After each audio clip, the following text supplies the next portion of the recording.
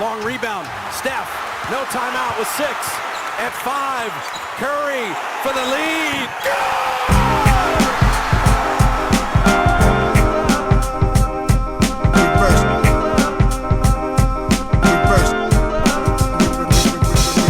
The game's a game. The game's a game. The game's a game. The game's a game. Always. Bonjour à tous, aujourd'hui pas de CQFR, on passe directement sur un podcast, on va revenir sur la trade deadline. Alors on va évidemment pas parler de tous les trades et j'en profite tout de suite les gars pour passer une grosse dédicace à Damien Da Silva, notre pigiste, membre de la rédaction sur Basket Session qui chaque année à la deadline envoie un boulot de malade, je ne sais pas si vous vous rendez compte. Et du coup, si vous voulez avoir absolument tous les trades qui ont été faits hier soir, je vous invite à aller sur basketsession.com. Damien a battu un taf de dingue, comme je le répète, comme d'habitude. La machine. D'ailleurs, la machine, c'est comme ça qu'on le surnomme entre nous, on l'appelle la machine. Justement aussi pour les matchs, les matchs de la nuit, je vous invite à aller lire le CQFR écrit fait par Shai tous les matins, parce que là on va pas revenir sur les matchs, on va justement revenir sur certains trades, sur le bilan de cette free agency, de cette deadline, avec des gagnants et des perdants. Et j'ai tout de suite une question pour vous les gars, est-ce qu'il y a selon vous un grand gagnant de cette deadline ou un grand perdant? Grand gagnant, Antoine Pimel qui nous avait annoncé que Giannis ne bougerait pas, que Ja Morant n'avait plus aucune valeur. C'est à peu près ce qui s'est passé. Donc big up à toi Antoine, on en parlait hier, moi je pensais quand même qu'il se passerait des choses. Et je dois reconnaître que tu avais vu juste, les équipes ont été en mode prudent sur ces gros dossiers-là. Donc gagnant Antoine Pimel, je commence par là et je passe la main à Théo pour un autre gagnant ou perdant. Moi, j'ai pas l'impression qu'il y a un immense gagnant. Il y a des équipes qui ont gagné sur certains aspects, mais je ressors pas là de cette trade deadline en me disant telle équipe maintenant vraiment à la. Oh, pardon, je reprécise. Si la question qu'on se pose, c'est est-ce qu'une équipe est plus proche qu'avant de pouvoir avoir une chance de gagner un titre NBA? Si c'est ça, là-dessus qu'on mesure les gagnants et les perdants, là-dessus, j'ai pas l'impression qu'il y a un immense gagnant. Il y a des équipes qui ont gagné, mais pas beaucoup. J'ai l'impression que la majorité des équipes qui feront peut-être partie de nos gagnants dans notre liste, c'est pas forcément en se disant aujourd'hui, ils ont une plus grande chance d'aller chercher un titre NBA. J'aurais dû vous poser la question dans l'autre sens. Est-ce qu'il y a un grand perdant? Et pour moi, il y en a un, entre guillemets, même si c'est pas un grand perdant, c'est que partie remise. C'est Giannis Antetokounmpo. Il faut évidemment qu'on commence par un non-trade finalement.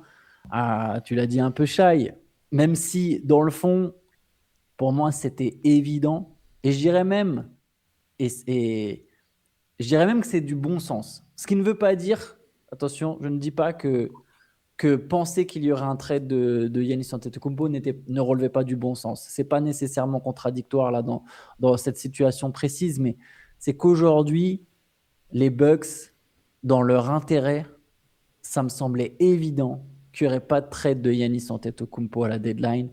Je ne vais pas tout de suite mettre une cartouche à Shams Charania, je vais peut-être attendre un peu la fin de ce podcast et des insiders en général, mais on s'est rendu compte, plus les heures défilaient, que c'était finalement juste du vent et du bluff, peut-être même de la part des Bucks. Il y a eu des discussions, évidemment. On sait que les Warriors, apparemment, auraient quand même proposé 4 premiers tours de draft, ce qui est même pas tant que ça pour Giannis Antetokounmpo. Et Giannis Antetokounmpo, il se retrouve dans une équipe qui va finir la saison en roue libre, qui apparemment espérerait encore le convaincre, ce qui me semble impossible, de rester dans le Wisconsin. Et à son âge, je trouve que chaque campagne de playoff, ça compte, même si j'ai dit que dans le fond, il pouvait attendre quelques mois. Voilà. Toujours pas, pour Giannis, il n'y a toujours pas cette porte de sortie, toujours pas cette... il est dans une période de transition, quoi. C'est pas grave. Je sais pas si vous êtes déjà retrouvé comme ça. Moi, je connais très bien ce sentiment de la transition quand tu es entre deux appartements, entre deux villes, etc. Tu sais que tu sais pas là où tu vas rester. C'est pas toujours simple à vivre. C'est marrant parce que tu parles du fait que les Bucks ont peut-être jamais vraiment eu cette intention de le trader là. Je pense que ça s'est confirmé et qu'il y a des équipes qui l'ont assez mal vécu parce que dans la foulée de l'annonce selon laquelle Giannis ne bougerait pas, il y a commencé à avoir des infos qui sont sorties en mode une équipe intéressée par Giannis pense que finalement les Bucks n'ont jamais été sérieux, pense aussi qu'Giannis finalement n'auraient peut-être pas été un si bon fit au niveau personnalité avec leur équipe actuelle, n'auraient pas été prêts à prendre un peu de recul par rapport à la star de l'équipe en question. Enfin, tu vois, je pense qu'il y a un peu de frustration de la part d'équipes qui étaient réellement intéressées par lui maintenant et qui savent qu'elles ont moins de chance, peut-être un peu moins de chance de l'avoir en fin de saison, parce qu'il y a des équipes qui se sont réarmées entre-temps, qui se seront réarmées en termes de package possible. Donc ouais, du coup, maintenant, je me demande effectivement s'il y a vraiment eu une intention de la part des Bucks d'accepter un certain package, une certaine contrepartie. Finalement, elle est jamais vraiment arrivée, ou alors elle a jamais vraiment existé. Tu vois. Moi, je pense qu'ils étaient ouverts, mais qu'ils n'ont pas eu la méga big offre qu'ils attendaient et qu'ils espéraient. Et que depuis le départ, effectivement, je pense qu'ils se sont dit, si on n'a pas l'offre qu'on veut, bah, pourquoi est-ce qu'on se précipiterait?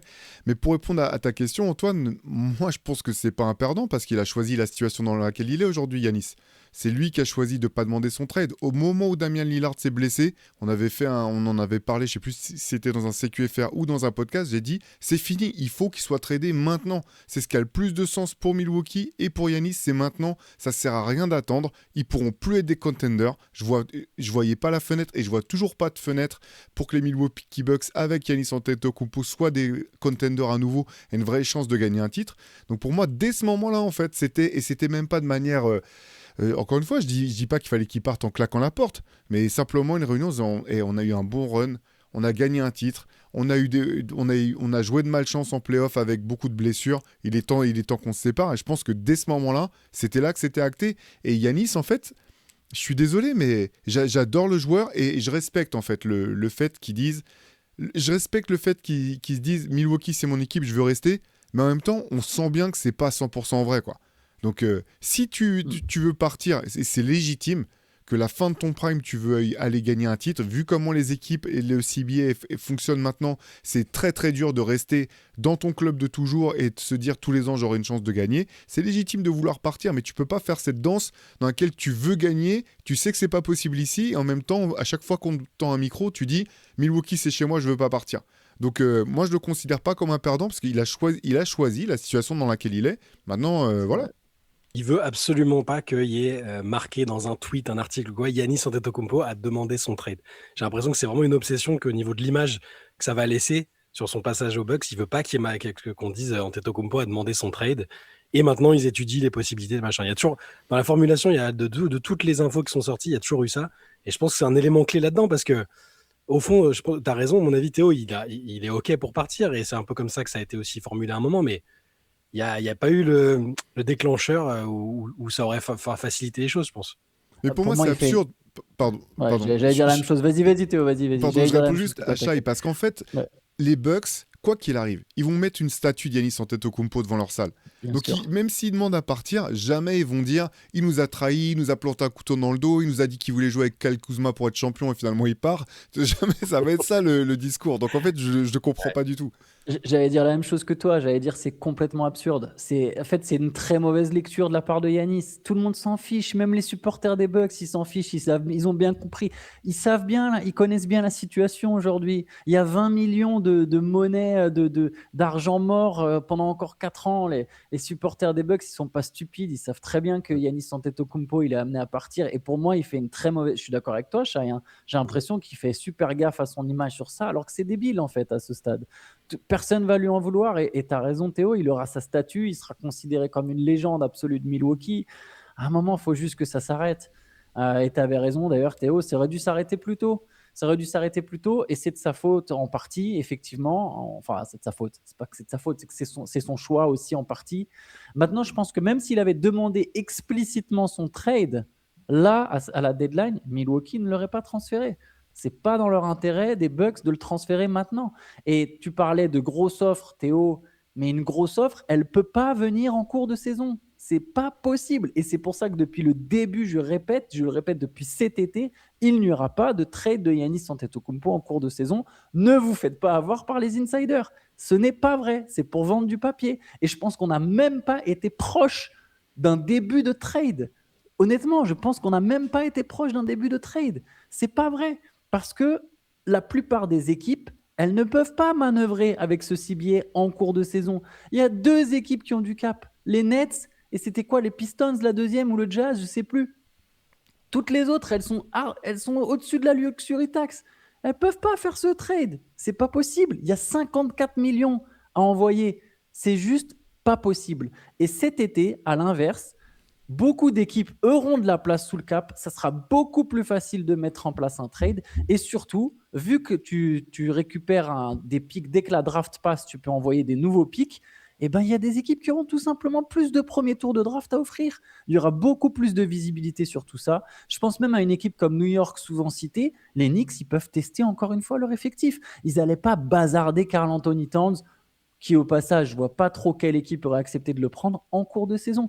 Donc l'offre qu'auront les Bucks, elle sera peut-être pas bien meilleure. Elle sera peut-être pas bien meilleure que ce qu'il y aurait eu là en cours de saison, mais c'était évident que dans l'intérêt de Milwaukee et les dirigeants des Bucks, à l'inverse, s'ils veulent pas se faire détester par leur fanbase, ils doivent le faire correctement ce trade. Faut pas que tu récupères ce qu'ont récupéré les Mavs pour Luka Doncic, quoi.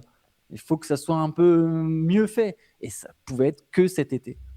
Par contre, juste une chose, et après peut-être on peut passer à d'autres entrées si tu veux, Antoine, mais par contre, l'été qui vient, moi je pense que potentiellement ils auront des offres moins intéressantes que l'été précédent. Yanis, il a 1 an de plus, il a à nouveau été blessé à plusieurs reprises, et encore une fois pour lui, il aura encore perdu une opportunité de pouvoir aller loin en post-season. Moi je trouve que finalement tout le monde est perdant dans cette histoire. Le fait d'avoir attendu, c'était vraiment un choix catastrophique, je trouve. Ça, sur ça, je suis assez d'accord avec toi. 1 an de contrat de moins aussi. Donc, tu es à 1 an de l'expiration potentielle du contrat d'Yanis. Ça, c'est cet été, enfin l'été dernier, pardon. S'il y avait eu demande de trade mise sur le marché, il y aurait probablement eu des offres bien plus conséquentes.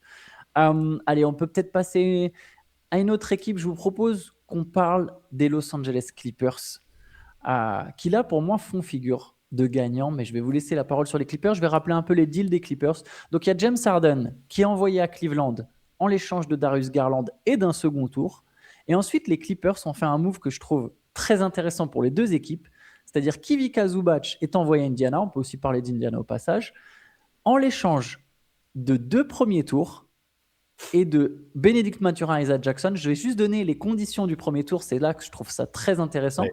Le premier tour 2026 des Pacers, les Pacers ont osé mettre leur tour de draft dans la balance alors qu'ils sont actuellement l'une des plus mauvaises équipes.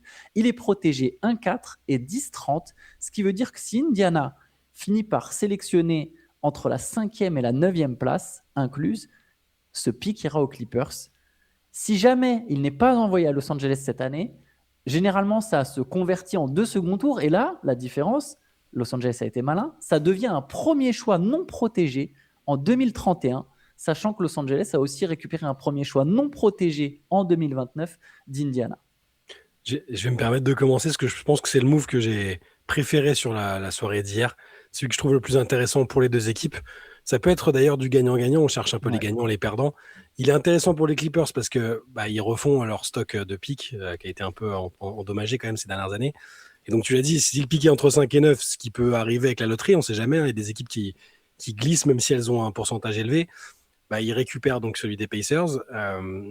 Le backcourt Garland-Mathurin, ça va pas gagner le titre, mais j'aime bien, je clique pour voir ce backcourt-là. C'est 2 joueurs que j'aime beaucoup. Et ça peut, c'est assez jeune pour se prolonger un peu sur le temps. Mathurin, on l'a vu faire des gros matchs avec les Pacers quand même en playoff. Il y a une petite irrégularité parfois, mais je trouve que c'est un joueur qui va peut-être plus s'exprimer ailleurs, qui va montrer peut-être une autre dimension qu'on n'a pas forcément soupçonné avec Indiana. Et on a une meilleure visibilité pour les Clippers aussi parce que c'était un peu entre deux eaux. Là, d'un coup, avec Harden qui dit bon allez, moi je sors de là, le projet me va plus, je veux mon argent ailleurs. Il y aura la question de Kawhi à l'intersaison, mais on n'en est pas encore là, parce que là, il se retrouve un peu seul sur le navire. Donc, du côté Clippers, je trouve ça pas mal. Et pour Indiana, je trouve ça presque encore plus intéressant, parce que ça montre leur stratégie aussi, leur ambition pour les saisons à venir. Bon, Zubac, je l'ai dit il y a un jour ou deux, j'adore ce joueur, je le trouve extrêmement sous-coté. Niveau stylistique, style de jeu, ils vont pas pouvoir jouer, ils vont pas refaire exactement ce qu'ils ont fait sur la saison où ils sont allés en finale, parce que tu peux pas jouer aussi vite avec Miles Turner qui était vachement stretch qu'avec Zubac. Par contre, en défense, tu gagnes. En salaire, c'est une belle opportunité parce qu'il est qu'à 18 millions la saison. Le coût du spacing, les gens, je voyais, disent un peu ouais, mais ils vont perdre en spacing. Zubac, c'est plus un joueur d'ancrage et tout. Mais le spacing, il n'y a pas que le tir à 3 points. Il y a plein d'autres choses. Il va attirer beaucoup d'aide. C'est un joueur qui sait aussi faire vivre l'attaque dans son registre. Il crée des avantages pour les autres. Je pense que moi, je trouve que c'est un super coup parce que la base, Haliburton, Siakam, Zubac, le possible premier tour 2026 s'il ne bouge pas, et la base qu'ils ont déjà, je trouve que c'est un super deal c'est un pari très très intéressant pour les Pacers. Je rebondis, j'en profite juste pour rebondir. Tu parlais de spacing et en disant le spacing, c'est pas que le tir à 3 points. Ça me fait penser à la vidéo qu'a posté Fred Young la semaine dernière dans le podcast Le Jeu, où justement il parle du spacing et il commence en expliquant pourquoi le spacing, c'est pas uniquement le tir à 3 points. Ça m'y fait penser. Moi, j'aime bien ce deal. Les Pacers, voilà, enfin. Il fallait pas être un génie pour le deviner, mais j'avais annoncé qu'il regarderait, qu'il chercherait à chercher un grand absolument dès maintenant pour gagner du temps pour l'année prochaine. Je vais commencer par les Clippers. Moi, j'aime tout ce qu'ont fait les Clippers. Parce que finalement, ce qui est étonnant pour les Clippers, c'est qu'ils étaient en train de gagner des matchs. C'était en train de bien jouer. Mais au début du podcast, on a posé la question de savoir, est-ce que l'objectif, c'est de gagner un titre NBA ? Je pense que les Clippers, à très juste titre, se sont dit, de toute façon, on peut faire la série de victoires qu'on veut, on ne sera pas champion NBA cette année, on n'aura même pas une opportunité d'être en finale NBA. Du coup, c'est maintenant que la suite se joue et je pense qu'ils ont vraiment vu juste. Avec les différents trades qu'ils ont passés, ils ont rajeuni drastiquement leur effectif. Ils sont passés d'avoir l'équipe la plus vieille de la ligue et la plus lente à avoir maintenant, sur le papier en tout cas, Darius Garland, un joueur qui a 26 ans, 10 ans de moins que James Harden, qui est un double All-Star, qui sera jamais aussi fort que James Harden dans son prime, mais par contre qui pourra être fort encore dans plusieurs années, et qui va revitaliser un petit peu leur manière de jouer.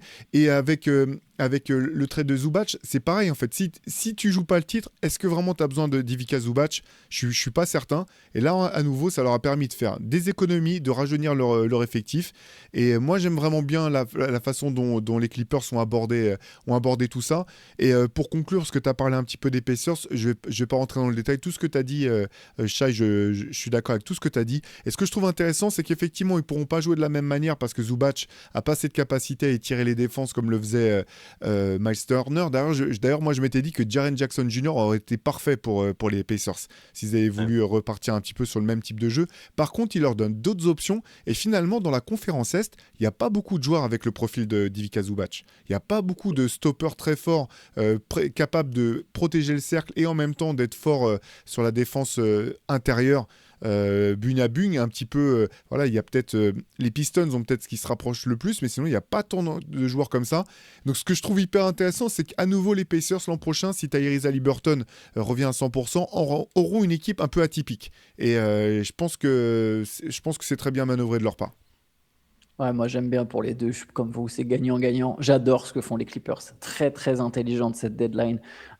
C'est exactement ce que tu as dit Théo. Il y avait un besoin crucial de se rajeunir à Los Angeles. C'est-à-dire que là, cette équipe, on l'imaginait, plongez-vous quelques mois en arrière, on se dit elle va dans le mur à un moment ou à un autre, quoi. Il n'y a pas de pic, il n'y a pas de jeunes, il n'y a pas de perspective d'avenir à part faut espérer qu'il y ait une superstar qui vienne à Los Angeles et qui a envie de venir à Los Angeles.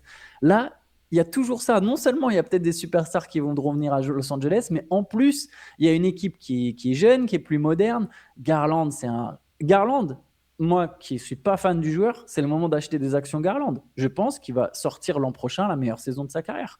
Je pense que Garland, il va revenir à son meilleur niveau, voire peut-être mieux en fait.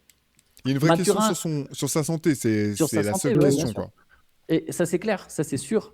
Mais nouveau contexte aussi, ça peut aider. C'est nouveau contexte. Ça repart de zéro. Je pense que ça peut lui faire du bien. Mathurin, à mon avis, va sortir du banc, mais ça sera excitant en Garland Mathurin. Je ne sais pas si les Clippers vont vraiment le garder. Il est free agent, mais en tout cas, sur quelques mois, cette équipe, elle est encore compétitive. Et tu as raison, Théo. En fait, ils étaient destinés à quoi, les Clippers, là, au mieux ?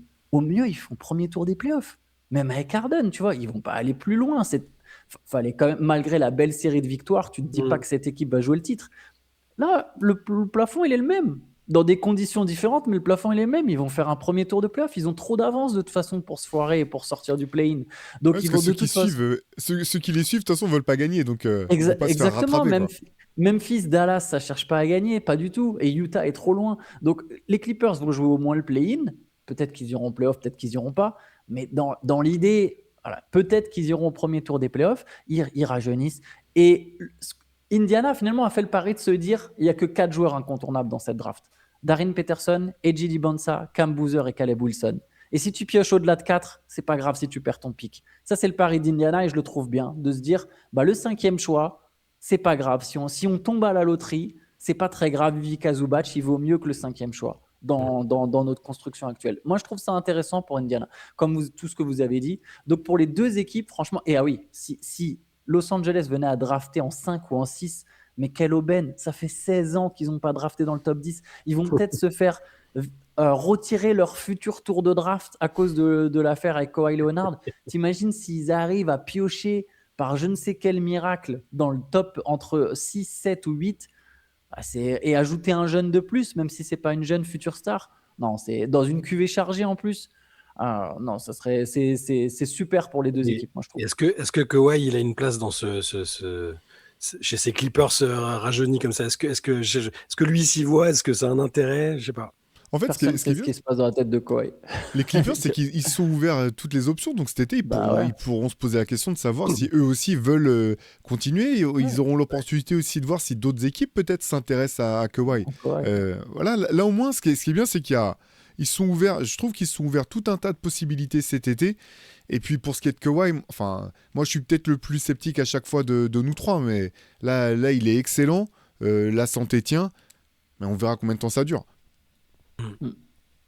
Ouais, c'est ça en fait, c'est la flexibilité. Ils ne sont pas dans l'urgence de trader Kawhi.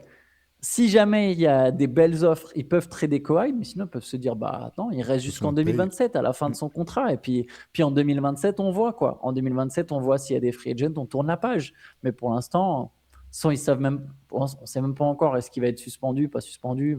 Même si on se doute que ça a l'air de s'étouffer cette affaire. Mais allez, on peut passer peut-être à une autre équipe.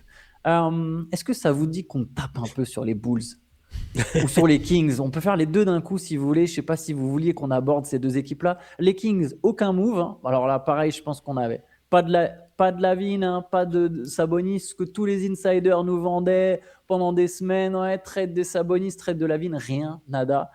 Les Kings gardent la même équipe et Chicago a enfin fait sa reconstruction. Mais moi, la question que je vais vous poser, les gars, c'est pas trop tard là déjà? Est-ce que c'est vraiment... Eux, ils ont 0 premier tour récupéré, 50 arrière jeunes, mais aucun gros prospect dans le lot. Alors, Jaden Ivey, c'est intéressant. Mais et trop tard pour tanker, c'est maintenant qu'ils font leur reconstruction. Elle va être longue, la reconstruction des Bulls. Moi, je vous l'annonce. Elle va être longue et pénible. C'est surtout ça le truc, parce que si on veut être un peu positif, mieux vaut tard que jamais. Ils ont enfin appuyé sur le bouton, ils ont enfin... larguer tout ce qu'ils pouvaient. On le disait hier avec Théo, c'est fou qu'avec tous les joueurs qui ont eu à un moment une certaine valeur, même si ça n'a jamais été des valeurs démentes, au moins il y avait de quoi récupérer quelque chose. Ils n'ont rien récupéré sur tous les joueurs qui sont passés. Là, ça y est, ils ont appuyé sur le bouton. Alors, est-ce que dans ces joueurs qui sont arrivés, il y en a qui vont se révéler être des mecs sur lesquels tu peux compter? Je ne sais même pas. Il n'y a pas encore le joueur sur lequel tu bâtis ton avenir. Mais au moins, c'est fait. Et je pense effectivement que ça va être long, qu'il va falloir tomber un moment sur un joueur via la draft ou dans un trade, un truc un peu inespéré, inattendu, mais ouais, ça va être long. C'est trop tard, c'est sûr. Ils auraient pu le faire avant et récupérer et gagner quelques années, trouver le joueur adéquat à un moment. C'est trop tard, mais au moins c'est fait. Ça fait plaisir. Il y a une équipe qui a au moins soldé les comptes, et c'est pas le cas de tout le monde, hein. Les Kings, les Bulls de l'Ouest, pardon. Moi, si, c'est une surprise, même si, ok, les insiders faut relativiser ce qu'ils disent. Je me suis dit, avec les joueurs qu'il y a là, même si leur valeur n'est pas au plus haut, il y a forcément au moins un des mecs qui va bouger, ils vont entamer quelque chose, il va se passer un truc. C'est fou qu'il ne soit absolument rien passé. Est-ce qu'ils se sont dit, tout le monde bouge, du coup, il y a une place à l'Ouest pour aller jouer le play-in. On va peut-être gagner 15 matchs de suite avec toutes ces équipes qui ne veulent plus gagner. Je sais pas ce qu'ils se sont dit dans leur tête, franchement. Les deux, je trouve les deux sont catastrophiques.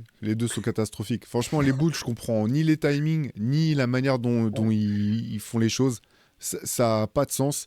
Je ne veux même pas parler des Kings. Juste pour les Bulls, il y a un mec qui passe, ça fait 30 ans que personne parle de lui, c'est Jerry Reinsdorf. C'est le propriétaire de cette franchise, qui est l'une des marques les plus fortes de toute la ligue, peut-être même de toute l'histoire de la ligue. Sport américain, mais oui. et qui devrait se prendre la même pression que se prend James Dolan, que se prend Vivek Ranadive pour les quelques passionnés qui suivent les Kings. C'est un truc de malade en fait. Et j'ai vu une deuxième fois la série documentaire The Last Dance et j'étais choqué en fait à nouveau de le voir donner son avis sur Jerry Krause et dire ouais il était pas et en gros de lui casser du sucre sur le dos. Qu'est-ce qu'il a fait, Jerry Reinsdorf, depuis déjà à l'époque, parce que c'est lui qui voulait pas donner l'argent aux stars quand même. Il n'y a pas que Jerry Krause qui voulait pas donner son argent à Scottie Pippen ou qui voulait pas le libérer de son contrat. Depuis, c'est catastrophique les Bulls. Il y a eu la magnifique période d'Eric Rose et compagnie, mais derrière, c'est géré n'importe comment. Franchement, bref, c'est tout ce que j'avais à dire sur les Bulls et sur les Kings. C'est très bien. Le timing, effectivement, est cata. Vas-y, Shai, pardon. Non, j'avais juste une précision, du coup, c'est le fiston, c'est Michael Reinsdorf maintenant. Ça s'est transmis. La pomme ne tombe pas très loin de l'arbre. La médiocrité s'est transmise. Ah, c'est catastrophique. Le timing est absolument désastreux. Parce que du coup, là, ils ont gagné trop de matchs cette saison pour finalement vraiment tanker. Ils auront peut-être un coup de bol à la loterie. Hein. On ne sait jamais, évidemment. On a bien vu les Mavs l'an dernier. Tu as 1% de chance, 5% de chance. Tu te retrouves avec le premier choix. Et évidemment que si les Bulls ont Dibansa ou Peterson ou Boozer, ils s'en sortiront bien, tu vois. Mais dans l'esprit, c'est catastrophique de tanker maintenant. Tant mieux pour Gershon qui aura des opportunités. Vas-y. Non, ils en sont à un stade où je suis même pas sûr qu'ils sauront exploiter le talent qui est. C'est même ça si, le pire. tu vois, ils en sont devenus pour moi à faire partie de ces équipes où tu dis non, j'espère que ça va pas tomber chez eux. Parce que c'est même pas que moi Chicago c'est mon équipe de cœur à la base, mais parce que juste j'ai aucune confiance dans la capacité de ce club à monter un projet sérieux qui fonctionne. Il y a le front office aussi, puisqu'il y a le front office aussi, c'est vrai qu'on parle de Reinsdorf, mais ça fait 6 ans que c'est le duo Eversley-Karnisovas. Il y a eu plein de... Alors, ils ont tenté des choses, hein, c'est sûr. Ils ont misé sur les mauvais chevaux et ils ont eu du mal à casser derrière pour reconstruire. Donc, ça fait 6 ans que c'est eux aussi. C'est aussi leur bébé, là, ce qui est là aujourd'hui. Là. Est-ce qu'il y a une autre équipe? Je disais juste sur Gershon, au moins Gershon aura des opportunités. 3 mois cruciaux pour Gershon et pour Ousmane Dieng. Alors Ousmane Dieng, au final, il n'est pas à Chicago, il a été rerouté vers Milwaukee. Mais Yabusele, qui a très bien commencé avec Chicago, il met 15 points, 11 rebonds pour sa première, va devoir prouver qu'il a sa place en NBA, prouver en tout cas convaincre une franchise de le signer. Pas vraiment qu'il a sa place. Lui, je pense, c'est plutôt convaincre une franchise de le signer sur ces 3 mois aux Bulls. Et Ousmane Dieng, qui aura lui des opportunités à Milwaukee, va lui devoir prouver qu'il a sa place en NBA. Les deux ont vraiment 3 mois très importants. Je pense qu'ils font partie quelque part à la marge des gagnants de cette deadline, dans le sens qu'ils auront des nouvelles opportunités. Les Knicks ont fait venir Alvarado d'ailleurs en échange. C'est plutôt un bon move, je pense. Ouais. Est-ce qu'il y a des trucs qui vous viennent en tête, hein? Une équipe, on peut parler de Cleveland aussi au passage, ou de Utah, je ne sais pas, Memphis, quelle équipe vous voulez aborder? Je repense à un truc, pardon, je suis désolé, j'ai dit que je parlerais pas des Kings, je viens d'y repenser, pour leurs gros joueurs en fait. Le problème, c'est même pas qu'il n'y avait pas de package intéressant qui a été proposé, c'est que personne voulait absorber leur salaire. Parce qu'en fait, avec le CBA maintenant, comme il faut que tu envoies autant de salaire que tu en récupères, même des équipes qui auraient pu être, je pense, potentiellement intéressées en se disant pourquoi pas, jamais ça valait le coup d'envoyer autant de salaire en échange. Donc c'est encore une illustration de la manière catastrophique dont ils ont géré leur roster. Pardon. Ouais. Du coup, je suis revenu sur Sacramento. Non, mais c'est clairement pour ça que Zach LaVine n'y a pas de marché. Je pensais que DeRozan pouvait peut-être bouger quand même. Il a un salaire un peu moindre, mais Sabonis... Allez, repassage sur les insiders. Sabonis s'annonçait à Toronto. C'est la preuve. En fait, juste sur Shams et sur compagnie, je le fais maintenant. Je vous prends 2 minutes, pardon, les gars. J'essaie de ne pas le faire trop long au final, mais... Je sens le popcorn. Vas-y. Non, mais Shams, non, t'inquiète, ça va être très, très, très calme au final. Shams, il y a une semaine, nous fait tout un article pour nous dire... Il y a au moins 4000 signes, 4000 caractères pour nous dire qu'il y aura un trade de Giannis. Il y a une nouvelle info sur ces 4000 signes. Info avec des gros guillemets, c'est Giannis se prépare à un trade. C'est pas une info déjà. C'est même pas une info. C'est que pour vendre. Alors ça a toujours été comme ça, mais c'est exacerbé. Il y a de plus en plus de concurrence sur la news, sur le scoop. Depuis qu'Wojnarowski est parti, on dirait comme quand Marlowe il se retrouve écarté du business à Baltimore et tout le monde veut s'y mettre. Et on nous balance du n'importe quoi. Anthony Davis intéresse Détroit et c'était qui? Détroit, Atlanta et Toronto. Tu regardes ces équipes jouer, tu regardes leur timeline, tu sais que ça n'a aucun sens. Et on nous vend sous forme de source. Charania, les Bucks, Giannis prépare un trade, il fait monter la sauce. Bien sûr, on a une semaine de la deadline, ils nous prennent juste pour des débiles. Et Jake Fisher, c'est le pire du pire. Et je vous jure, vous remontez ses tweets, il se contredit de tweet en tweet. Ah, tu sais, on voit bien qu'Anthony Davis, il n'y a pas de marché. Enfin, tu vois qu'il n'y a rien, que ça se décante pas. Alors, Anthony Davis ne sera pas tradé. Les Mavs veulent le garder selon Jack Fisher. 3 heures après, il est tradé à Washington. Bien sûr, sauf que personne ne pouvait voir venir que Washington allait mettre le truc. Ça montre que les gars ont aucune info. Ils ont zéro info. Et le rumeur Sabonis-Toronto, c'est purement un journaliste qui s'est dit « Ah tiens, les Raptors, ils n'ont pas de pivot parce que Poeltl, il est blessé. » Et tu sais, ils font les mêmes trucs que nous, sauf que derrière, ils ajoutent « selon les sources ».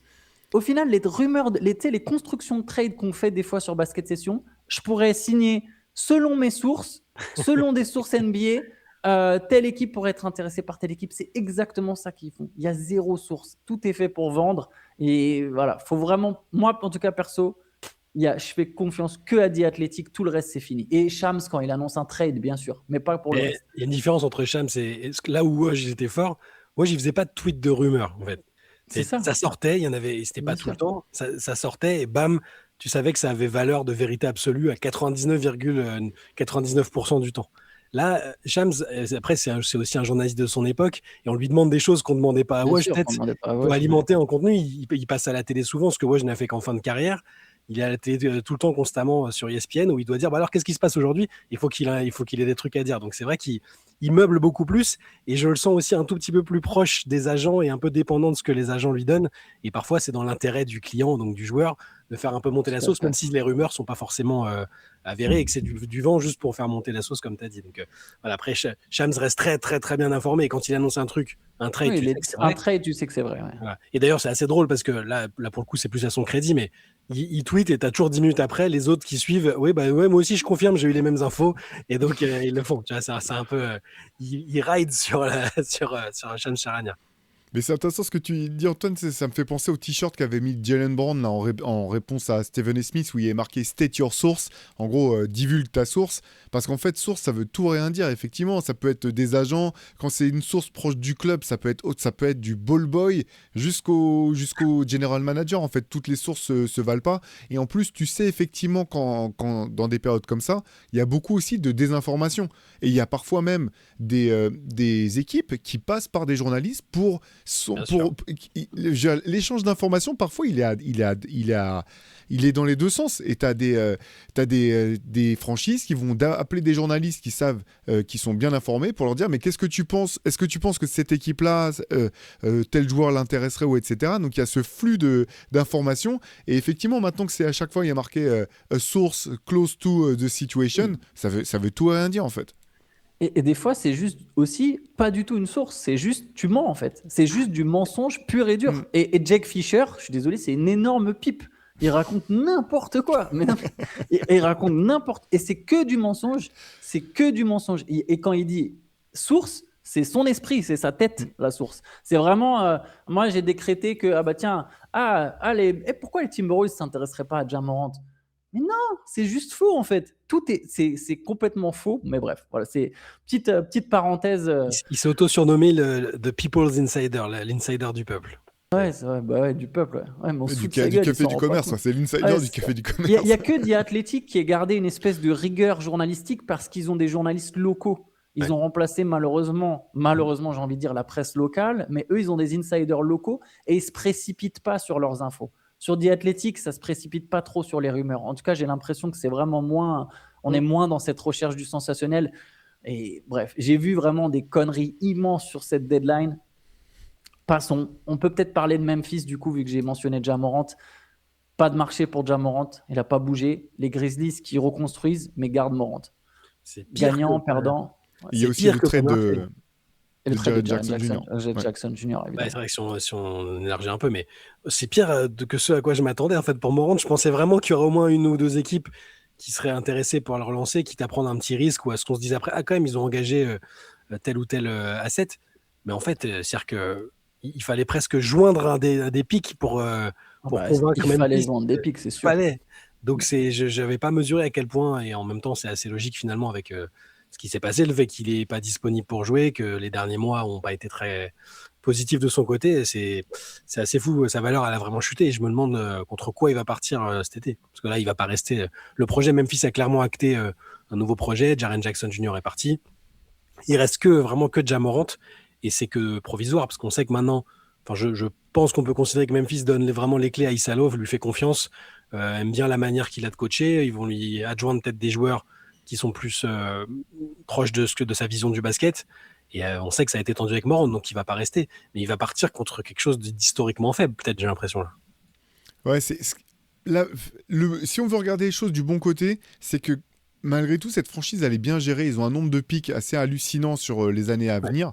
Donc en fait, c'est ce projet-là, il a capoté, mais ils vont pouvoir basculer sur autre chose. C'est ce qu'ils sont déjà en train de faire. Et l'avenir n'est pas forcément si sombre que ça pour les Grizzlies de manière générale, j'ai l'impression.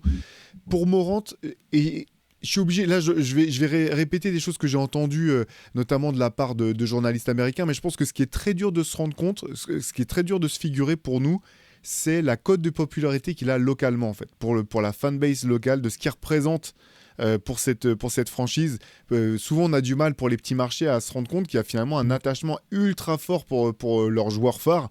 Et il y a une leçon à retenir, j'ai l'impression, si on dézoome un petit peu et si on sort un petit peu du cas de Ja Morant, j'ai l'impression que la leçon à retenir, c'est que si tu as un jeune joueur extrêmement talentueux, mais que c'est un porteur de balle à gros volume, avec une grosse faille dans son jeu, soit il peut pas défendre, soit il peut pas tirer à 3 points, il faut faire attention.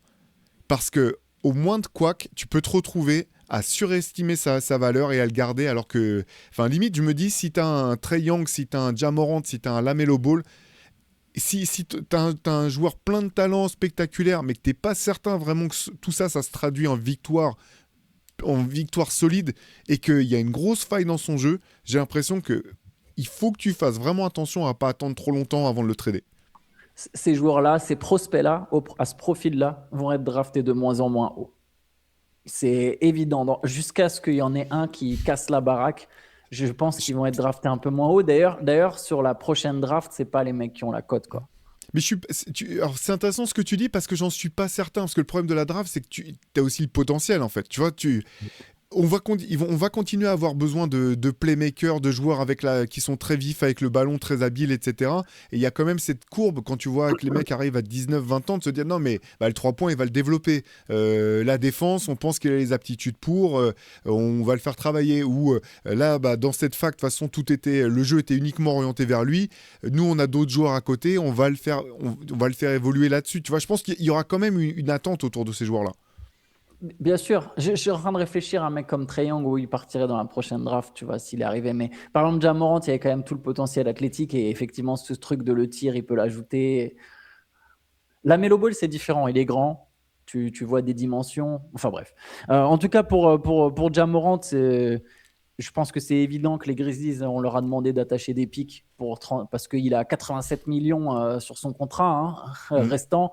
Parce qu'à partir de là, ça réduisait. C'est un peu comme pour Zach LaVine ou pour Sabonis, quoi. À partir de là, tu sais qu'il y a pas de deal, quoi. Et pour Memphis, c'est une reconstruction qui s'annonce. Ils ont 12 premiers tours de draft. J'aime bien la direction prise par Memphis.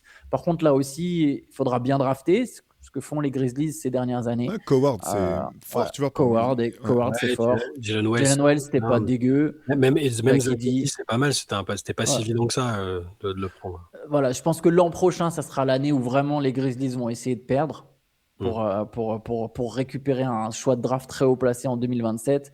Et après, on verra pour la suite. On peut parler de Jaren Jackson Jr. envoyé à Utah, c'est intriguant. Alors nous, on en a déjà parlé avec Shai. C'était Shai et moi ou c'était Théo et moi? Je me souviens plus. Je crois que c'est Shai. C'était nous deux. Ouais. Donc, je sais pas si Théo, tu veux dire quelque chose un peu sur le Jazz, qui mise sur le tall ball. Juste, je peux te lancer peut-être là-dessus. Donc le Jazz va essayer de faire jouer Walker Kessler, Jaren Jackson et Lauri Markkanen ensemble. C'est très intéressant avec Ace Bailey. C'est très intéressant au niveau taille. Par contre, qu'est-ce qu'on en pense niveau spacing et surtout, j'ai vu ça sur ESPN, niveau circulation du ballon.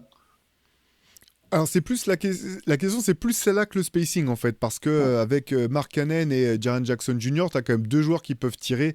Les trois sont assez à l'aise face au jeu en fait, face au cercle.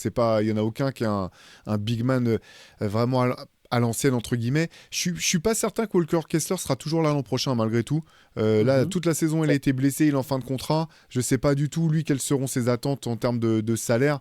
Limite, je me dis si t'es Utah, c'est peut-être même pas si grave en fait c'est pas au sommet de tes priorités peut-être. Ce que je trouve intéressant, c'est qu'ils ont récupéré quand même c'est un excellent joueur. Moi, je suis pas particulièrement fan de Jaren Jackson Jr., mais c'est un excellent joueur de basket, très bon défenseur. Offensivement, il a progressé. Par contre, effectivement, la passe, c'est vraiment pas son registre. C'est quand même la grosse faille. Markkanen, c'est pas non plus un passeur exceptionnel. Donc là, c'est pour ça que je reviens à ce que tu disais, Antoine. C'est peut-être plus là-dessus que ça peut pêcher. Le deal, en fait, ce qui m'a surpris dans un premier temps pour le Jazz, c'est de me dire, bah non, là faut aller chercher les picks maintenant, là, cette année. Au bout du compte, c'est marrant ce que j'entendais, parce que je me suis dit, si tu fais venir Jaren Jackson Jr., quand même, il va faire monter ton niveau de jeu effectif dans l'instant. Il est pas blessé, lui, tu vois. Et en fait, j'entendais Zach Lowe rigoler en disant, de toute façon, c'était le Jazz, t'en as rien à foutre, tu vas payer les amendes. Et, il y a un moment, tu vas passer en hard tanking. Et tu vas inventer, je sais pas, il y a la grippe aviaire ou je sais pas quoi qui est tombée sur Salt Lake City et on peut pas faire jouer les gars, ou au pire on paye les amendes. Et je pense qu'effectivement c'est ce qui va se passer pour le Jazz. Sachant qu'ils n'ont pas de match télévisé sur l'antenne nationale, hein, ce qui est ça surtout là où la Ligue mène les enquêtes. Ils font déjà ça avec Markkanen un peu. Hein. Il y a un match sur 2 ou sur 3. Tiens, il est absent, illness. Où, il est souvent malade, il a souvent des rhumes. Je mettrais le Jazz en avoir. Je sais pas si c'est un gagnant, c'est pas un perdant certainement.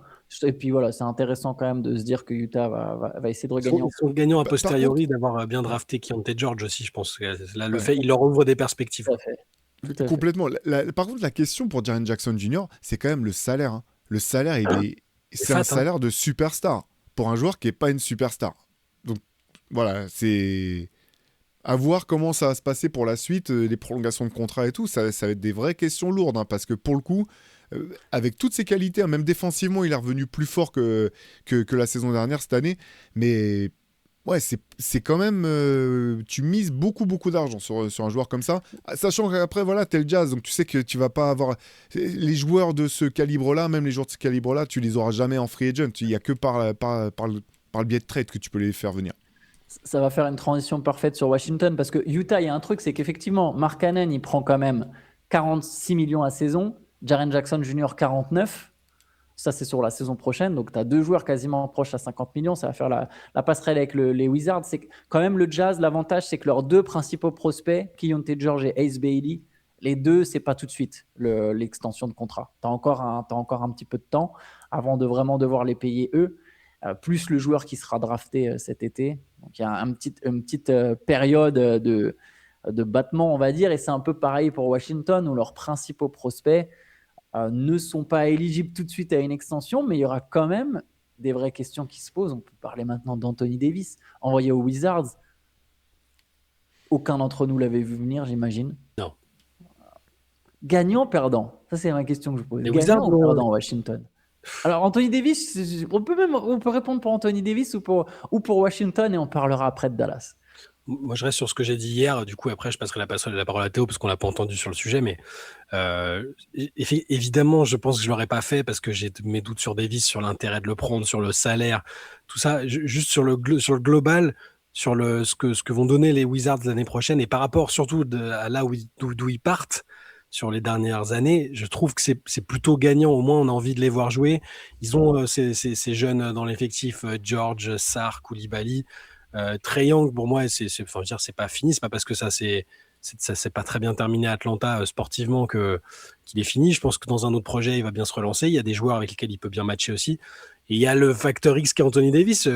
J'ai beau être sceptique, à nouveau, s'il arrive à jouer sur une saison un certain nombre de matchs, à apporter quelque chose, dans tous les cas, ce sera un peu au moins un peu gagnant pour les Wizards. Donc je vais mettre plutôt gagnant, moi. Bah c'est marrant, parce que je vais prendre le même argument que toi, Shai, et expliquer pourquoi je comprends encore moins. T'as attendu si longtemps, pourquoi tu te précipites maintenant? Quelle est l'urgence? Je comprends pas du tout l'urgence de ce trade de la part des Wizards. Je rappelle que quand ils ont tradé Deni Avdija, l'argument c'était qu'il était trop vieux pour leur timeline. Il a 25 ans. Ouais, c'est vrai. Je savais pas ça, c'est magnifique. Je suis retombé sur la quote hier en recherchant des trucs. Je suis retombé sur cette phrase du GM. Honnêtement, je comprends pas. Je pense qu'il croyait pas. Enfin, il pensait pas qu'Avdija deviendrait un All-Star en fait. Bien sûr, parce que Probablement, ça, c'est vrai, mais du coup, c'est toujours la question de la manière dont t'évalues le talent qui est chez toi. C'est quand même déjà problématique, en fait. Enfin, je veux dire, ça déjà, c'est une chose. Moi, je comprends pas ce trade de la part des Wizards. Je comprends pas cet empressement qu'il y a eu. Trae Young et Anthony Davis sont deux joueurs qui coûtent cher. Moi aussi, Trae Young, je pense qu'il y a il y a encore de l'espoir, entre guillemets, pour un Trae Young. Mais ces deux joueurs qui sont beaucoup blessés, tu vas les mettre dans les pattes tu les mets les deux dans les pattes de tes jeunes que tu veux développer.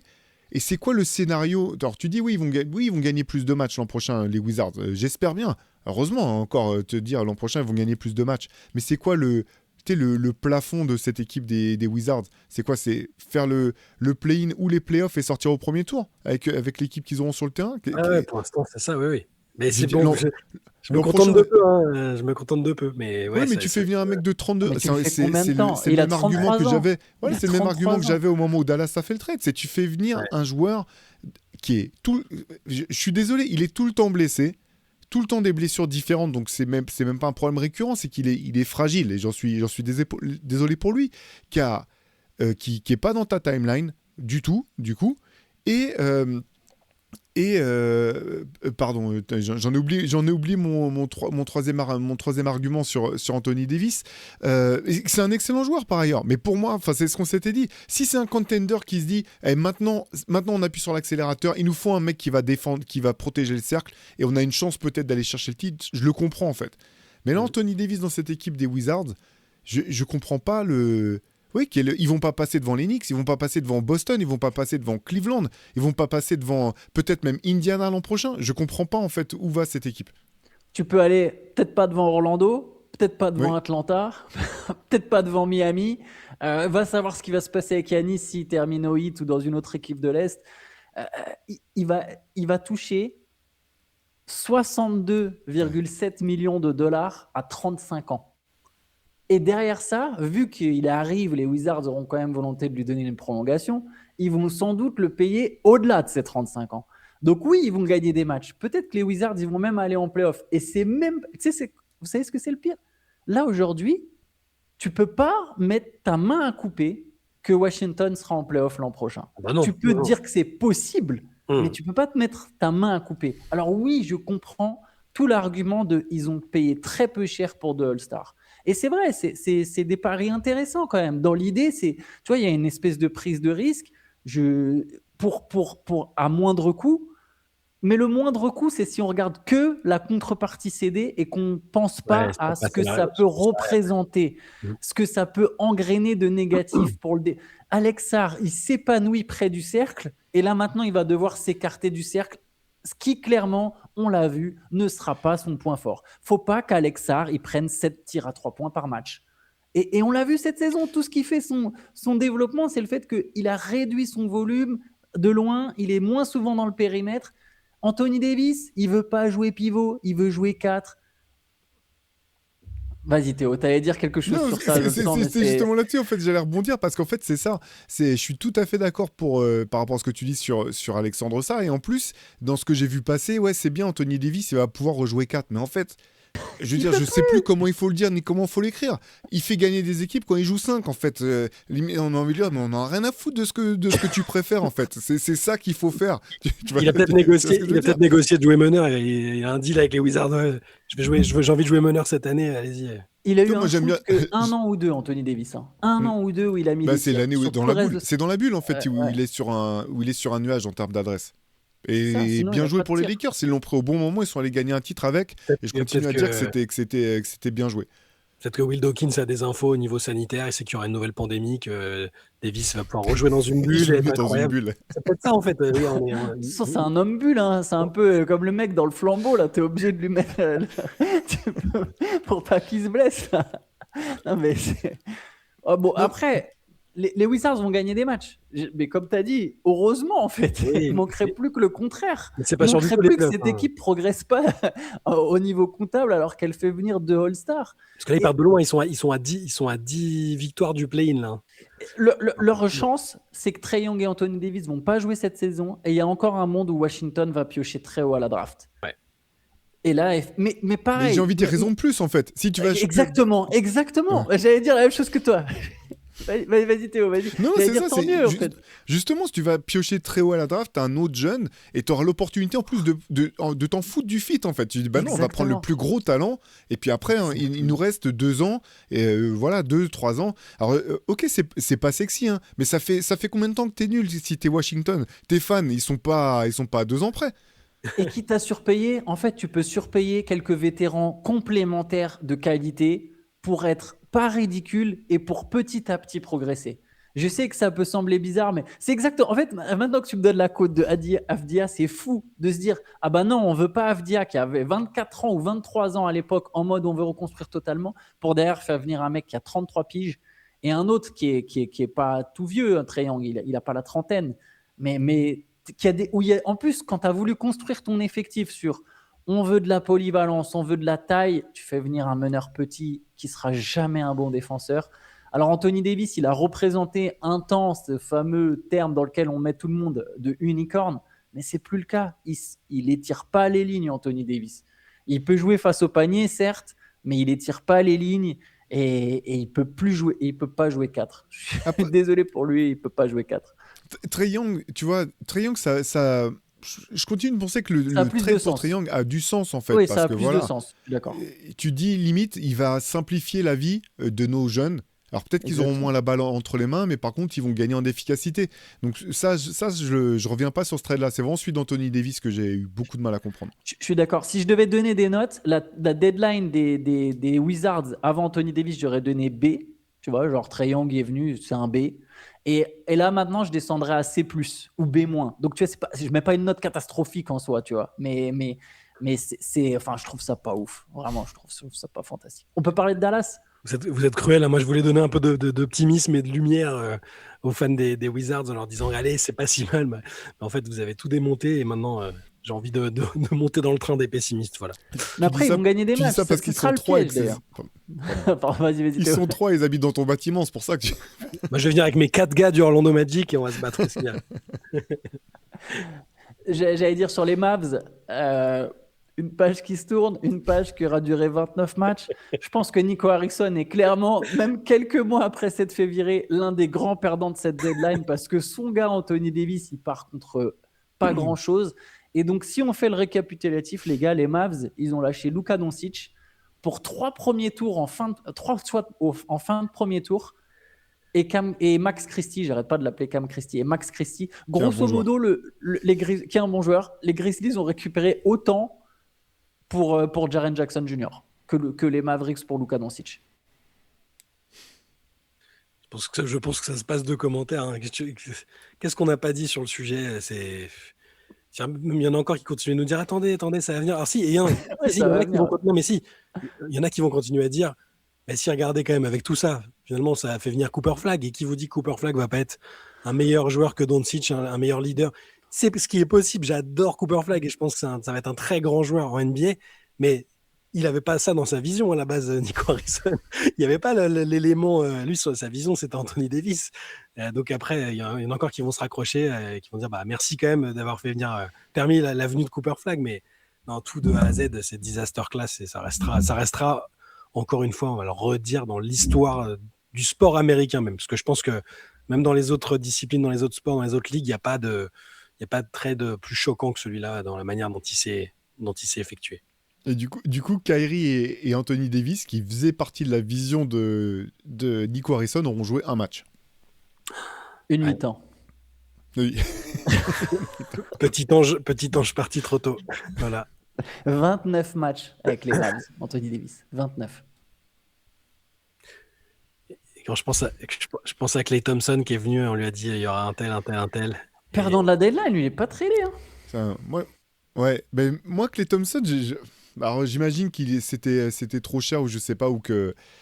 Mais je m'étais dit, on va peut-être pouvoir parler de Détroit aussi un petit peu, parce que moi, je l'aurais bien vu au Pistons, qui avait besoin d'un shooter, tu vois, pour passer un cap. Finalement, les Pistons, j'ai l'impression qu'ils ont pris ils ont senti qu'il fallait qu'ils bougent, mais en même temps, ils n'ont pas bougé à fond. C'est un peu un Moi, semi-move. Moi, j'aime pas. Juste Klay Thompson, il est concentré sur sa relation avec Megan Thee Stallion, Ah qui est oui, du bah, je Texas. comprends. Elle lui a dit, tu ne bouges pas, tu te crées une clause de non-trade, tu ne bouges pas du Texas, j'en ai rien à foutre. Franchement, entre la saison des Mavs, je le comprends. Et tu vois, Plus intéressant. je capte, j'ai la vision. Je comprends son point de vue. Bref, pardon, Mais désolé, j'ai on parlait détourné de le sujet des Pistons. Détroit, c'est vrai que c'est intéressant. Bon, Dallas, juste, voilà, la reconstruction s'ouvre. Ils vont avoir leur pic en 2027. Tout tourne autour de Cooper Flag, et tant mieux. On verra ce que ça donne par la suite. Et pour Détroit, moi j'aime pas trop, Théo. Je suis d'accord. Mm. Tu perds Jaden Ivey pour Kevin Huerter. Kevin Huerter, je vois pas trop le. Après, voilà, les autres candidats ne sont pas nécessairement renforcés des masses. Leur groupe, je pense que les Pistons avaient intérêt à pas casser leur groupe, mais ça valait peut-être quand même. La fenêtre, elle est un peu ouverte là maintenant. C'est pas sûr qu'elle soit ouverte encore. C'est fou à dire, hein. C'est une équipe jeune. Je suis pas sûr qu'elle soit ouverte longtemps, hein. Oh, moi, je pense quand même que c'est solide là ce qu'il y a. Je vois. Je parle de fenêtre vraiment pour aller en finale NBA. Pardon, Ouais, ouais. je précise. Parce que j'ai l'impression qu'il y a ouais, enfin, limite tout dépendra de où se retrouve Yanis l'an prochain, mais sinon il y C'est vrai. a. C'est vrai. Quand je vois quand je vois les autres équipes de l'Est, j'ai pas l'impression qu'il y a un ogre, tu vois, qui soit en train de. T'as pas une équipe des Spurs en train de se monter, tu vois, à l'Est. Donc je suis un peu plus confiant. Ils auront encore l'opportunité peut-être de bouger fort C'est cet vrai. été, Détroit, s'ils le souhaitent. J'allais poser la question de ça, est-ce qu'on est sûr que Kevin Huerter et Luke Kennard sont vraiment deux joueurs différents? Est-ce que c'est pas les mêmes en fait? Parce qu'ils passent d'une équipe à l'autre et j'ai l'impression qu'à chaque fois, l'idée du joueur qui représente est plus forte que la réalité, quoi. Ah ouais, mais c'est un C'est bon ça. shooter, il va apporter du spacing, puis à un moment ça marche pas trop, puis après ça repart dans une autre équipe derrière. Kennard qui a été envoyé à Los Angeles au passage aux Les Lakers. Lakers, ouais. Ouais. Ouais, Il y non, a- j'ai pas de Ouais, réponse à vas-y. ta question. Effectivement, c'est peut-être on les a jamais vus dans la même pièce, peut-être jamais dans le même match, je ne sais pas. C'est ouais, pour les Pistons non plus, je pensais, comme je l'avais dit à Anton, que Ivy bougerait pour un joueur plus intéressant, peut-être, enfin, qu'on identifierait comme une plus-value plus directe et immédiate sur l'équipe. Mais moi, par contre, des trois, je pense que la fenêtre, elle est assez large encore parce que Cunningham, il est quand même, il est là, il va rester, il est vraiment très très fort quand même. Duren Non, mais vous aussi. avez raison. il y a- C'est une équipe qui aura de la marge pour faire venir un autre gars à un moment. Vous avez raison sur ça. Ouais. Pardon, Théo, vas-y. Non, j'allais dire que Duren aussi, Jalen Duren qui va maintenant, c'est sûr qu'ils vont. Voilà, de toute façon, c'était certain qu'ils allaient le prolonger, mais il fait partie de l'ossature de cette équipe. Donc il y a quand même. C'est solide, je trouve, Détroit. Juste, on n'a pas parlé de Cleveland. On peut peut-être terminer avec les Cavs. Ouais. Vas-y. Non, il y a peut-être d'autres Non, choses. il y aura mais les alors, Wolves parlons- aussi, je pense. Et Donc, les faudra Timberwolves, parler. bien sûr. Ouais. Mais alors, on peut peut-être commencer par les Cavs. On en a déjà parlé, Théo et moi. Nous deux, on avait fait le débrief de James Harden. Oui. Et on Nous, on n'avait avait pas fait eu la la rumeur, je crois. On avait fait la rumeur et après, avec Shaq. Ah oui, vous la aviez rumeur, parlé et le du lendemain, trade. on a fait Ok. après l'annonce du trade, ouais.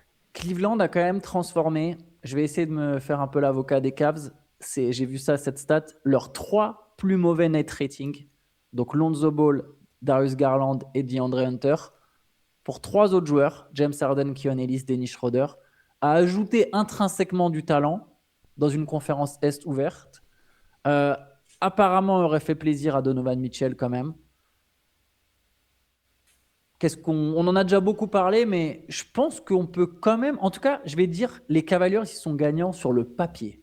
Sur le papier purement. Si là, ça se joue dans NBA 2K, je dirais que les Cavaliers sont gagnants. Dans la réalité, on en a déjà beaucoup parlé. Je pense que c'est plus compliqué. Moi, ce qui me Pour fait moi, peur, c'est que je trouve qu'ils sont gagnants sur le très court terme. Ouais. Sur le très Ouais. court terme, il y a plus de talent. Clairement, il y a plus de talent. Cette équipe, comme tu dis, sur le papier, elle est meilleure intrinsèquement. Mais c'est vraiment le très court terme. Parce que là, tu as une demi-saison pour trouver la bonne carburation. Et quand même, j'ai entendu, c'est Shai qui me l'avait soufflé, mais j'ai regardé une petite diatribe de Bill Simmons qui était assez marrante, où il disait donc les Cavs, qui sont l'équipe qui s'est le plus foiré en playoff ces 2 dernières saisons, mise tout sur l'un des joueurs qui représente, sur cette génération-là, en tout cas, le plus le fait de se foirer en James Harden. Alors, c'est très dur parce qu'en fait, James Harden, je vais commencer par dire ce que je trouve de meilleur en lui, au-delà du joueur, par rapport à Darius Garland, c'est qu'il est là, en fait. Il est finalement peu souvent blessé, James Harden.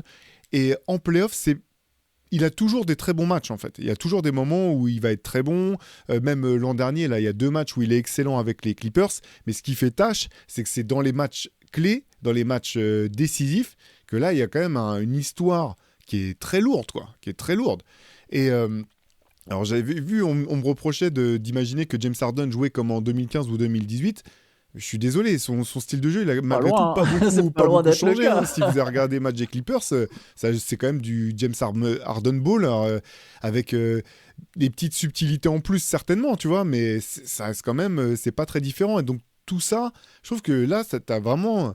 Tu paries sur le fait que tout va s'aligner à la perfection pour toi en 3 mois. Et ça, moi, je trouve ça quand même assez risqué. Pour autant, comme on en avait parlé à plusieurs reprises, je pense qu'effectivement, Darius Garland, c'était le fusible qui devait sauter si tu voulais bouger. Mais ce que je trouve un petit peu dommage, c'est qu'en faisant venir James Harden, tu actes le fait que Evan Mobley, il sera plus ce qu'on avait vu l'an dernier quand cette équipe des Cavs nous avait plu là, quand il était une espèce de hub, c'est lui parfois qui montait la balle, qui était le créateur. Là, t'es avec James Harden et Donovan Mitchell, ce sera plus jamais lui. Et ça, sur moyen terme, long terme, je m'inquiète un petit peu de ce que ça peut impliquer. Parler de la vision, moi, je n'ai pas la vision de Cavs gagnant ou même finaliste avec Harden et Mitchell ensemble. À court terme, oui, la saison régulière, ça va bien se passer. Harden, il est régulier, il est productif. Je veux dire, dans ce sens-là, il vieillit bien, je trouve. Ça, il n'y a pas de problème. Mais ce backcourt, j'y crois pas en playoff du tout, en fait, pour les raisons qu'on a évoquées. Au-delà de l'historique en playoff, c'est vrai que même moi, je le gonfle un peu, l'historique de loose de Harden. Il a fait des bons matchs aussi. Il est déjà allé en finale NBA plus jeune. Avec Houston, il a été... voilà. Mais ça reste pour moi pas la meilleure solution de ce point de vue-là. Et j'irais presque jusqu'à dire que la recrue qui me plaît le plus dans tout ça, et parce que tu as évoqué toute leur recrue, Antoine, c'est presque Keon Ellis, que je suis très content qu'ils aient réussi à sortir de Sacramento. Parce que lui, pour le coup, je pense que c'est un joueur qui va défendre fort et en playoff, qui sera d'une vraie utilité et dont ils avaient besoin, à mon avis, là, dans l'effectif. Au passage, James Harden, sur ses seules finales NBA, alors il est jeune, hein, mais je crois qu'il passe un peu à côté de mémoire. Hein. Bah, Je me souviens plus très bien, mais il Si, n'a il pas été passe très très complètement bon. à côté. Hein. Mais après, il était tout jeune. Ouais. Mais clairement, même Chris Bosh s'en était expliqué dans un podcast. Il avait dit non, mais nous, on le savait en fait. On allait le cibler lui parce que voilà, défensivement, c'était déjà James Harden et qu'en plus, on se pensait qu'il était trop jeune pour pouvoir, qu'il n'avait pas la maturité pour pouvoir gérer la défense qu'on allait lui imposer. C'était clairement lui qui avait été ciblé, mais il était très très jeune, quoi. C'était sa 3e saison NBA, hein, quand même. Je tiens à dire, c'était pas non plus comme s'il était rookie ou sophomore. Hein. C'était ça. Alors il était jeune, hein, mais 3e saison dans la ligue. Mais là, si Garland était ciblé, ce qui est vrai, ce que j'entends, hein, il était ciblé. Harden, Mitchell ensemble, ça va être ciblé. Mitchell, il fait des saisons correctes défensivement, mais il va devoir déjà se taper de marquer 40 points par match. Il va être au niveau de là, il aura moins besoin, justement. Normalement, il aura moins besoin, mais je l'imagine pas contrebalancer suffisamment en défense pour que ce soit là, Harden, Mitchell dans des matchs de playoff contre des équipes, je sais pas. Non mais je sais pourquoi Théo il sourit. Parce que je sais pourquoi Harden, il est jamais blessé aussi. Hein, c'est jouer que d'un côté du terrain, ça préserve aussi, hein, quelque part. Il faut que je me retienne de rigoler. J'allais dire, il aura moins besoin de scorer jusqu'au moment où le ballon ne trouvera plus le chemin de James Harden, comme il l'a célèbrement dit à plusieurs reprises, notamment au moment de partir des Sixers. Le ballon ne me trouve pas, ouais. Mais c'est toi qui montes la balle. Ouais, mais le ballon, on m'a pas trouvé. Ah, le ballon, il m'a pas trouvé. Ah mon Dieu. Ça va faire très bizarre de voir Harden avec un maillot des Cavs au passage. Ça, j'arrive pas du tout à l'imaginer. Mais attends, il a fait combien d'équipes? Moi, ça me fait pas bizarre. Par contre, c'est un incroyable businessman. Hein. Ah oui. Non, mais c'est juste le maillot des Cavs. Tu sais, Harden, tu sais, c'est pas... Bref, je sais pas comment le dire. C'est vrai que n'importe quel joueur, tu souhaites à personne de porter le maillot des Cavs, c'est pour ça. Mais c'est horrible. Mais c'est exactement ça, c'est terrible. À part LeBron James, j'arrive pas à imaginer une star avec le maillot des Cavs. C'est injuste en plus. C'est finalement une franchise qui a bien bossé depuis le départ de LeBron. Ouais.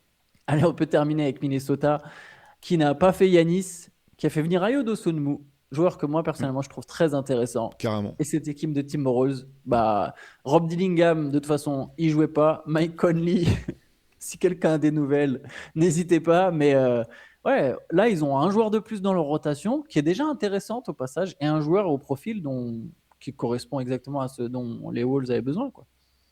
C'est une super recrue, Ayo Dosunmu, franchement. Non, mais c'est très très bon. Ils avaient besoin de ça. Il va apporter du punch en sortie de banc. Là, sur la saison qu'il était en train de faire, certes à Chicago, mais il est assez adroit à 3 points. Il défend bien, il score. Sur le coup, ça peut sembler peut-être que les fans de Minnesota qui espéraient Giannis vont se dire bon, bah, c'est un peu. C'est une petite déception, mais je trouve que c'est par rapport à leurs besoins là du moment, ça va leur faire beaucoup de bien, Dosunmu. Ouais, je trouve que ça a beaucoup de sens. Il leur fallait quelqu'un de meilleur, enfin quelqu'un qui puisse faire jouer en fait, tout simplement sur ce poste-là. Et défensivement et athlétiquement, c'est parfait. Ça Non, colle, ça moi colle je trouve que c'est parfaitement. vraiment le fit est nickel pour lui. Je suis même surpris finalement. On en revient aux Bulls quoi. Je me dis, mais Il n'y a tu même lâches pas un tes joueurs, pic. pourquoi tu le lâches lui en fait? Et oui, et puis Non, pourquoi mais lui il tu était le... en fin de contrat. Il expirait son contrat. Ouais, Mais il n'y mais a, bon, pas un pic. Dans tous rien leurs ne contrats t'empêchait. expirants. Rien ne Ouais, t'empêchait de le prolonger hein, ou de le ouais, c'est re-signer. vrai. C'est ton joueur, quoi. Tu vois ce que je veux dire? C'est. Mais ouais. Non, non, en tout C'est cas, un j'aime local beaucoup. en plus, c'est un local, c'est un gars de Chicago, le public l'adore. Enfin, c'est. Non, mais c'est Hmm. catastrophique. Non, mais bref, on peut revenir sur les Bulls, mais même tu sais, dans tous leurs contrats expirants, Kobe White, mec qui tourne quand même à 18 points par match, il arrive à Charlotte, il n'y a pas un pic, pas un premier tour. Alors, ils ont récupéré, j'ai fait le calcul, 9 seconds tours, si je ne me suis pas trompé, sur Bien joué, l'ensemble de leurs bravo. moves. Chapeau. Applaudissements Super, dans le chat. bravo. Une médaille pour les Bulls. Mais aucun premier tour. Et sinon, pour Minnesota, comme vous, j'aime beaucoup cette équipe de Minnesota. Je le cache pas. C'est dur de ne pas aimer cette équipe de Minnesota. Et Ayo Dosunmu, vraie belle recrue. Ils ont deux sixième hommes de l'année potentiels dans leur équipe Mm. avec Dosunmu et Reed. C'est sympa. Juste, je voulais quand même qu'on parle d'Atlanta ou de Golden State, un peu comme vous voulez, Mhm. peut-être les deux. On en a déjà parlé avec Shai dans le CQFR. Et Zachary Rezaché, j'ai un perdant de la deadline, je pense, hein, lui aussi, hein, d'une certaine manière, à l'inverse de Gershon et de. Alors, perdant sur du très court terme, évidemment que sur le moyen terme, ça va aller. Mais j'ai l'impression que chez Rizaché, il y a une perte de rythme, évidemment, avec sa blessure. Il y a un manque de confiance. Cette Ouais, nuit, il fait 0 points, 0,8 sur 8 oui. au tir. Il joue 19 minutes. Il y a Jonathan Kuminga qui va arriver. Kuminga qui arrive à Atlanta, qui est déterminé à montrer qu'il est une star. Ça se complique quand même pour Rizaché, pour les Hawks. Je pense que c'est. Il y a encore du temps, mais voilà. Savoir un peu ce que vous en pensez. On peut parler aussi des Warriors avant de terminer ce pod. Ouais, j'aurais une autre équipe que je voudrais vous soumettre à la fin, Allez, mais allez, on pourra- ouais, ouais. Alors pour les, je vais commencer par l'angle Warriors, si c'est Ouais, ok. parlons des Voilà. Warriors. Parlons des Je Warriors, bien commence sûr. par les Warriors qui récupèrent Kristaps Porzingis. Sur le papier, je pense que c'est parfait. C'est le big man parfait pour Golden State. Protecteur de cercle qui peut tirer les lignes, qui est plutôt un, qui est J'allais dire, est-ce que c'est un bon. J'allais dire plutôt bon passeur, en fait, j'en ai aucune idée, en fait. Mais je trouve que c'est pas un ball stopper, en tout cas. C'est pas, Non. il va pas garder la balle des heures s'il peut pas jouer. Donc je pense que le fit, il est parfait. La question pour Zingis, c'est l'état de santé. Est-ce qu'il peut jouer? Est-ce qu'il peut pas jouer?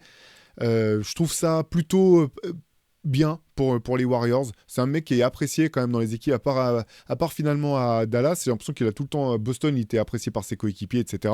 Donc je pense que pour la suite, c'est bien. Je pense pas que ça permettra aux Warriors d'aller chercher le titre, mais de toute façon, je pense pas qu'il y ait de scénario vraiment qui leur permettrait ça.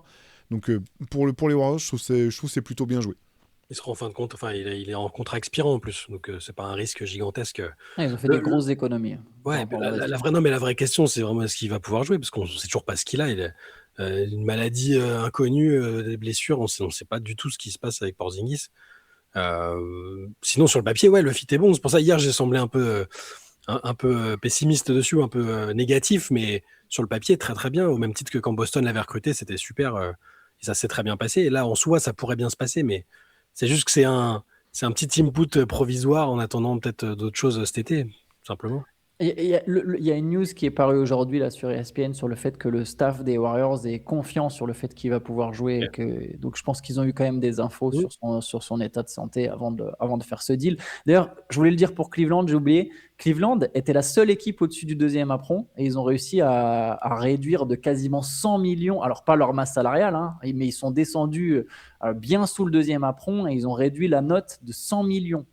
Des fois, tu t'enlèves juste 20 millions de salaire et tu gagnes 100 millions, tu fais 100 millions d'économies. Donc les Cavs ont quand même fait des grosses économies en se renforçant et c'est aussi le cas de Golden State qui a fait des économies, qui a libéré de la place sous le cap pour l'an prochain. Ça peut être un peu plus facile pour eux de faire venir Giannis théoriquement si les Bucks acceptent leur offre, même s'il y a toujours le contrat de Jimmy Butler, c'est pas non plus facile, mais c'est un peu plus facile l'an prochain.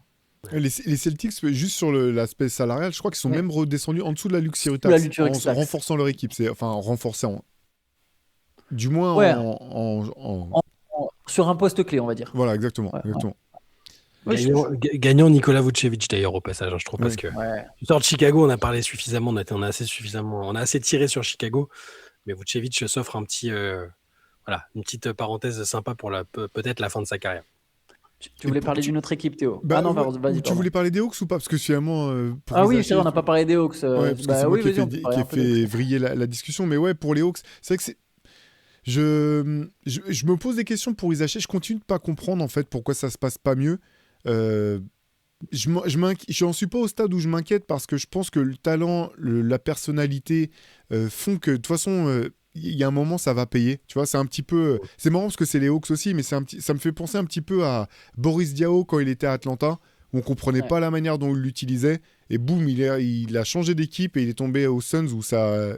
Avec un coach et une équipe qui a su exploiter ses qualités du mieux possible. Donc c'est un petit peu comme ça que je vois Rizacher.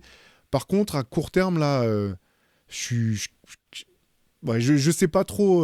Comme je comprends pas tout dans la manière dont Quinn Snyder opère, j'ai pas tout à fait la vision de ce que cette équipe espérait être sur le terrain. Snyder, il va faire du Jock Landale Ball là maintenant, là, avec le premier match qu'il a fait, là, 29 points, incroyable. Ça va être ça la tactique de Quinn Snyder maintenant. Les Hawks ont intérêt à ce que les Pelicans et les Bucks piochent haut. Parce que sinon, on pourra revoir leur tactique quand même. Parce que Jalen Johnson, j'aime beaucoup. Hein. Ça fait 2 ans maintenant qu'on en parle. Sur le CQFR, on a eu la vision sur Jalen Johnson. Ça fait un moment qu'on en parle, qu'on dit qu'il est fort. Mais Jalen Johnson, faut aussi savoir tempérer. C'est pas une superstar absolue, quoi. C'est pas le mec qui va créer. C'est un bon passeur, c'est une bonne forme de playmaker, mais comme tu l'as souvent dit, Théo, c'est pas le mec dans les petits espaces. Il va falloir d'autres choses autour de Jalen Johnson. Je sais pas si je veux que Jalen Johnson soit complètement mon premier playmaker. Et Atlanta, Darren Peterson, ce serait incroyable si les Hawks arrivent à choper Darren Peterson. Mais pour ça, il faut le premier ou le deuxième choix, quoi. Et On descendra pas plus bas. Hein, exactement, sûr, ça descendra pas. En ce moment, J'allais dire, je pense que les 2 premiers choix, c'est Locke, ça va être Peterson ou Dibansa, on va savoir qui sera 1, qui sera 2, on ne sait pas exactement, mais ça sera l'un de ces 2 mecs, quoi. Ouais. Et si tu es Atlanta et que tu descends et que ton pic, au final, si les Pelicans ne chopent pas le gros lot, que les Bucks ne chopent pas le gros lot à la draft, tu peux d'un coup te retrouver, si tu pioches en 5, avec une équipe qui est plus middle que ce que tu penses, quoi, encore une fois. Alors, tu auras de la place sous le cap, mais bon, il n'y a pas non plus 50 très gros free agents. Si tu pioches en 5, ton package pour Yanis ressemble plus à rien. Hein. C'est pas avec le 5e choix et Zachary Rizacher que tu vas convaincre les Bucks de te donner Yanis. Donc, l'étau se resserre. Ouais. Allez, t'avais une équipe, vas-y. Ouais, il y avait une question que je voulais vous poser. En fait, je me demandais, tu sais, c'est un petit peu comme t'organises l'anniversaire d'un mec au bureau, t'as invité tout le monde, et puis à la dernière minute, quelqu'un te dit mais t'as prévenu Jean-Pierre? Tu dis putain, mais Jean-Pierre, j'ai oublié de le mettre dans la liste des destinataires. Quelqu'un avait prévenu les Rockets qu'il y avait une deadline de trade ou pas là? Parce que c'est une équipe qui a des tonnes d'assets, qui a un trou béant à la création dans son équipe et qui espère gagner maintenant vu qu'ils ont Kevin Durant. Donc, ils ont oublié, hein. Il y avait encore, je pense qu'ils croient qu'il y a encore une semaine avant la deadline, c'est fou, il s'est absolument rien passé. En plus, ça coïncide avec une période où sportivement, là, ils sont cata, là, ils ont encore perdu, ils sortent de 2 matchs abominables. Ouais, très étonnant que cette équipe-là n'ait pas bougé, je suis d'accord. Tu n'y avais pas pensé, effectivement, mais c'est très bien vu, ouais. Bah, le titre, c'est pas pour cette saison, quoi. Ouais. Et si le titre, c'est pas pour cette saison, c'est pour quand alors Parce que KD, il est très fort, mais il va être très fort combien de temps? Ouais, je suis hyper étonné que moi j'étais persuadé, tu vois, on a parlé par exemple de Ayo Dosunmu par exemple, ouais. il y avait des même Trey Jones, même Tyus Jones si tu veux en fait, t'as juste besoin d'un gars même à la marge en fait qui peut porter la balle et t'apporter un peu de création. Je comprends pas que rien n'ait été fait du tout, je suis hyper surpris. Sinon, ils prennent un mec en free agent, hein, genre Cam Thomas qui a été juste coupé. Ah oui, il fera jouer les autres. Très bien. Ouais. Tu vois, j'ai pensé tout de suite. Cam Thomas, tu t'as dit porter la balle, faire jouer les autres. Cam Thomas, très bien.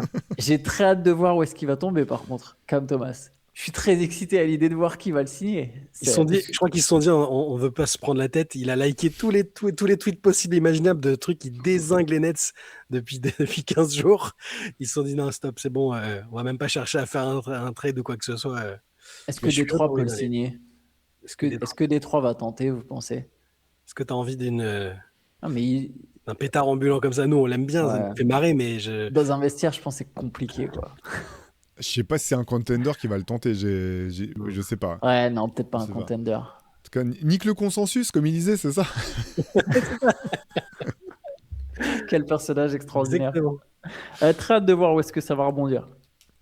Il peut reprendre le rôle d'Anthony Simons au Celtics, hein, cela dit. Hein. Ça me fait penser à un autre perdant potentiel trop qui jouait dans la même équipe que Cam Thomas, mais Michael Porter n'a pas bougé du tout, du coup. Ouais, mais ils vont peut-être le bouger cet été, je pense. Ouais, ils le il avait bougeront. encore il avait encore une année de contrat et pas. D'ailleurs, il a vu qu'il bougeait pas. Dans la foulée, il a fait un match I2 avec les Nets. Genre, ah ouais, c'est bon, plus besoin de se décarcasser. Ah, mais lui, pareil, il vit sa meilleure life, en fait, Michael Porter Jr. Il est à New York. Je veux pas voir l'état de ses DM Instagram. Est-ce que vous aviez vu ce que lui a dit? Vous avez vu quand il raconte ce que lui a dit Nikola Jokic quand il a appris qu'il était transféré? Il lui a dit un seul truc dans le groupe texte des joueurs des Nuggets. Vous savez ce qu'il lui a dit? Non. Mets des capotes.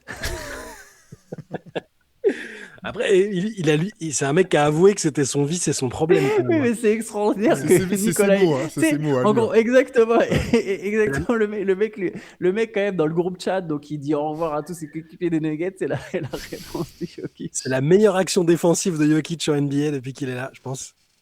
C'est son meilleur move. Non, mais il vit sa meilleure vie, il peut prendre les tirs qu'il veut. Et puis il n'y a aucune pression, Dans quoi. tous les sens du terme. Mon pote effectivement. Yvan m'envoie des fois des compiles, des shoots de Michael Porter Jr. à Brooklyn, mais c'est magnifique. Vraiment, il prend vraiment les tirs qu'il veut.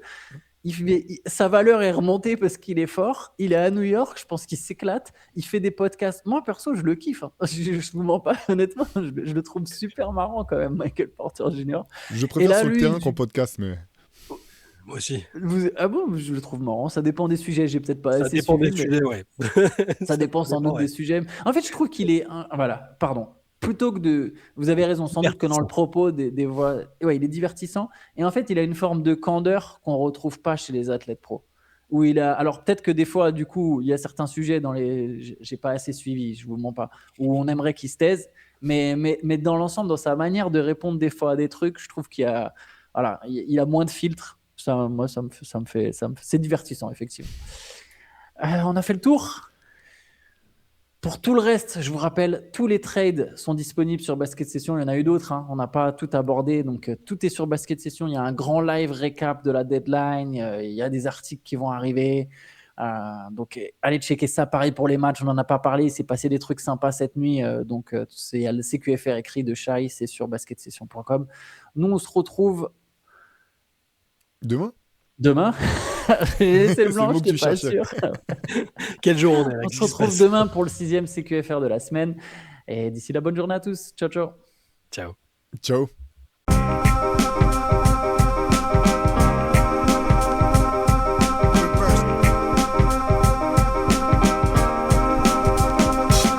The game is out there, and it's either play or get played.